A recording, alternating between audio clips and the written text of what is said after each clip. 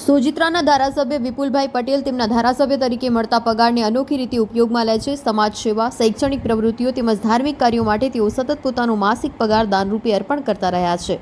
આ શ્રેણીમાં ધારાસભ્ય વિપુલભાઈ પટેલે પોતાના 32મા પગારનો એક લામવેલ હનુમાનજી મંદિરમાં અર્પણ કર્યો. મંદિરમાં ચેક અર્પણ કરી તેમને સંસ્થાની ધાર્મિક અને સેવાકીય પ્રવૃત્તિઓને પ્રોત્સાહન આપ્યું.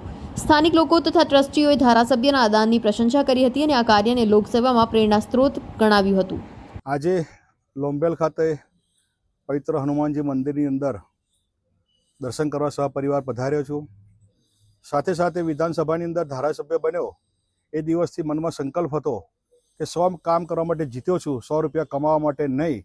એટલે પગાર પણ મારા દર મહિને મળતો પગાર હું કંઈ ને કંઈ સંસ્થાની અંદર, સેવાભાવી સંસ્થા હોય, ધાર્મિક સંસ્થા હોય, આરોગ્યલક્ષી હોય કે શિક્ષણલક્ષી સંસ્થાની અંદર હું અર્પણ કરું છું.